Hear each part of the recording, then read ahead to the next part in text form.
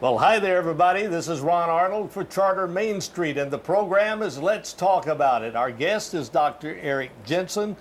Dr. Jensen, we're glad to have you with us. I'm honored to be here. Thanks, Ron. You know what our subject is today? We want to talk about the health care program in America, the health care bill that's been proposed, and what's going on in government, that sort of thing. And I picked you in particular because I know you have some strong opinions. You grew up in South Dakota.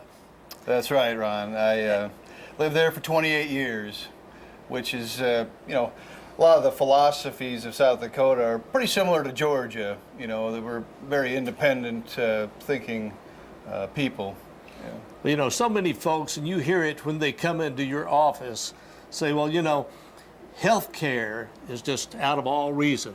It cost me $10,000 for a hospital visit. It cost $5,000 for this, or the doctor's visit was too high, or whatever. Yeah. You hear all those complaints from the emergency rooms around the nation sometime, where people are using emergency rooms like a regular doctor, and they're saying, well, why is my insurance cost too high? So let's start with that part of our subject.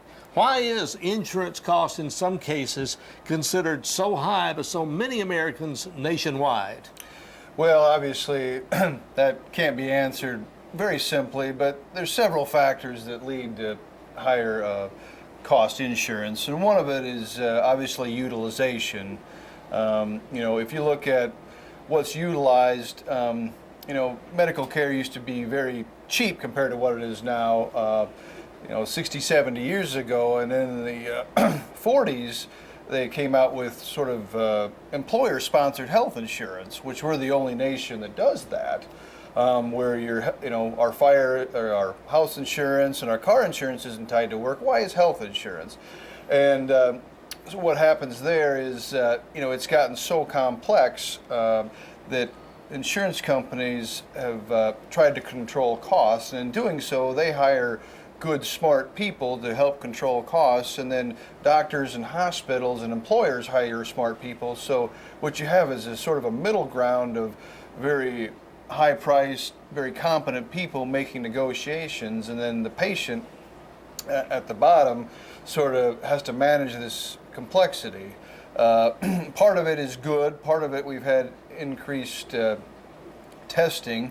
The testing is,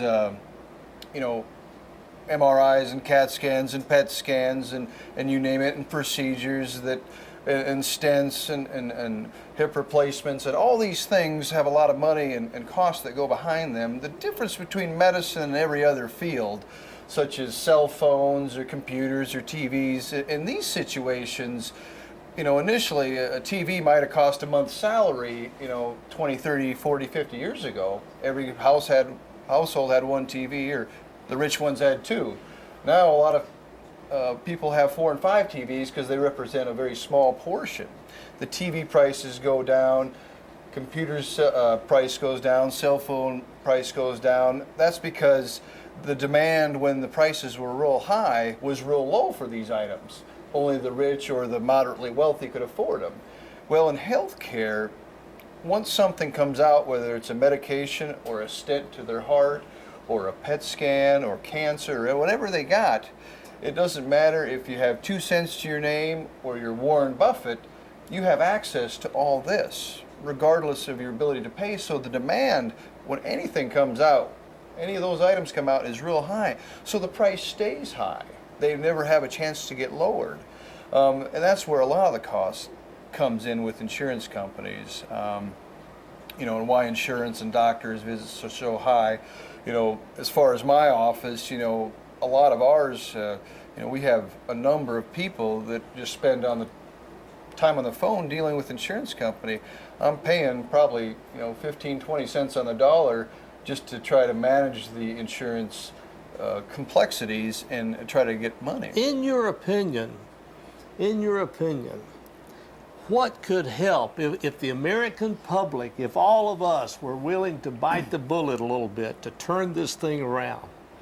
What could help? What could some of the solutions possibly be?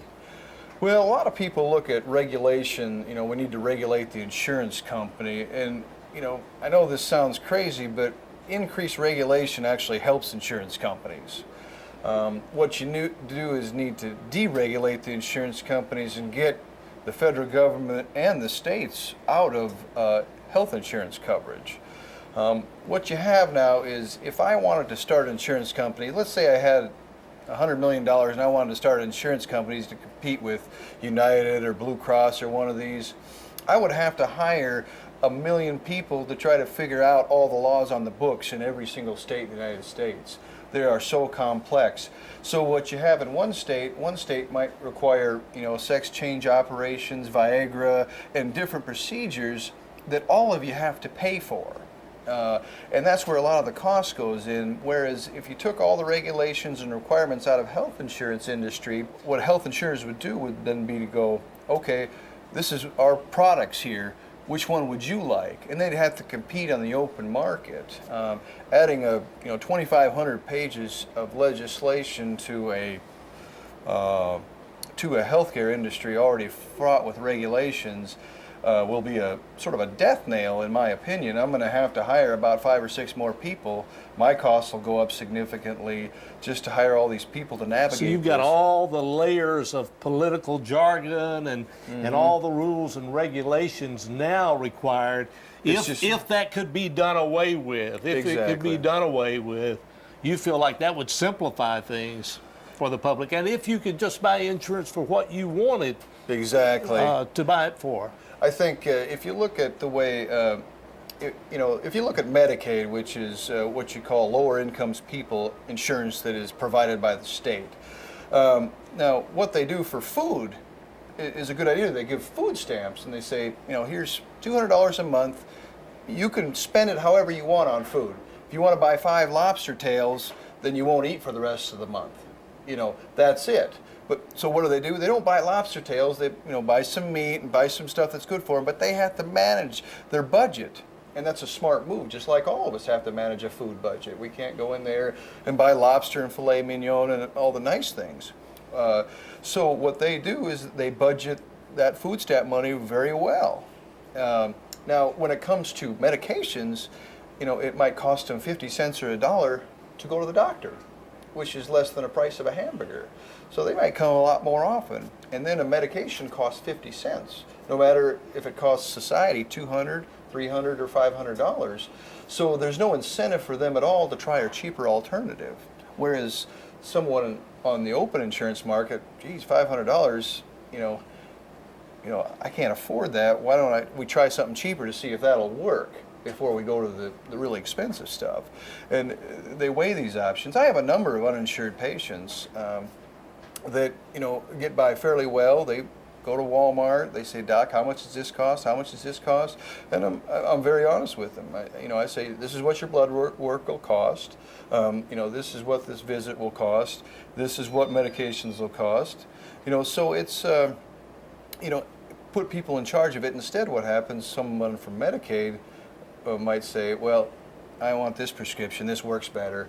And they said that all you had to do was call this number. And my nurse spends an hour on the phone talking to somebody to try to get this paid for, which is a poor use of time. And then the state is paying someone on the other line to take this call. So the middleman has actually done very well in this system.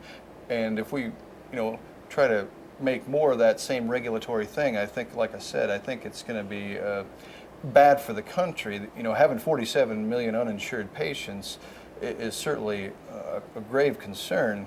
But I think having 300 million insured under this system will be much worse.